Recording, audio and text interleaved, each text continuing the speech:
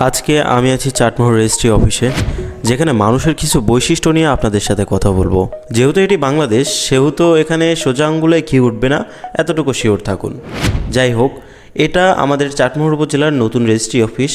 আর আগের রেজিস্ট্রি অফিসে একবার যাওয়া হয়েছে, তবে এটাই প্রথমবারের মতো ঢুকলাম। বাইরে দিয়ে যাতায়াতের সময় রেজিস্ট্রি অফিসটা ফলো করতাম, তো তখন এটা দেখতে বাইরে থেকে ফিটফাট ছিল, সব দিক থেকেই ঠিকঠাক ছিল।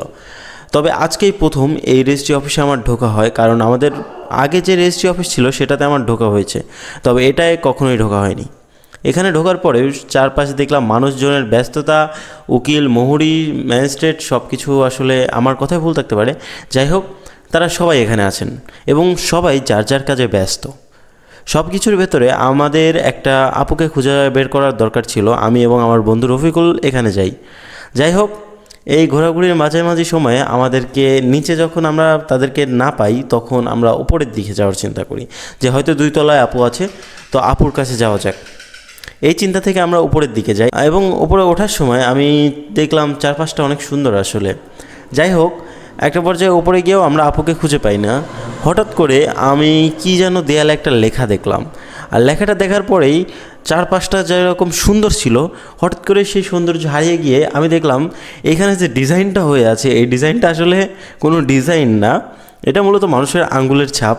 বিভিন্ন রেজিস্ট্রির কাজের পরে সবাই এইখানে আঙ্গুল মুছছে এই দেয়ালগুলোতে, এবং দেয়ালগুলোতে আঙ্গুল মুছতে মুছতে এরকম একটা প্যাটার্ন তৈরি হয়ে গেছে, এবং এটা এতটা সুন্দর লাগতেছে, আসলেই আমার কাছে ভালো লাগতেছে, সুন্দর লাগতেছে। তবে বাঙালি, এখানে দেয়ালে এত সুন্দর বড় বড় করে লেখা আছে যে এইখানে হাতের কালি মোছা যাবে না। তারপরেও বাঙালি এইখানেই মুছছে, এমনকি শুধু এইখানে মুছে নাই, উপরতলা থেকে 2য় তলার দেয়াল একদম সিঁড়ি বেয়ে যাওয়ার সময় পর্যন্ত দেয়ালের আশপাশ দিয়ে সেম ডিজাইন ভাই। বাঙালি অন্য লেভেলের একটা জিনিস ভাই। যদি ব্যক্তিগতভাবে বলি, এটা অন্যরকম একটা সৌন্দর্য এনে দিছে। হঠাৎ করে ঢুকে কেউ বুঝতে পারবে না এগুলো আঙ্গুলের কালি আসলে মুছছে যারা। এক একটা মানুষের ফিঙ্গারপ্রিন্ট, ভালোই কিন্তু বিষয়টা যে এই ডিজাইনটা এক একটা মানুষের ফিঙ্গারপ্রিন্ট এরকম করে ঘষে দিয়ে দিছে। তো যাই হোক, সব কিছু ভালোই ছিল। তবে আপনাদের মতামত আপনারা কমেন্টে জানাবেন, আসলে এটা নিয়ে আমাদের নেগেটিভভাবে ভাবা উচিত না পজিটিভভাবে ভাবা উচিত। যদি লজিক্যালি ভাবি, তাহলে অবশ্যই আমাদের উচিত ছিল এই জিনিসগুলো অ্যাভয়েড করা।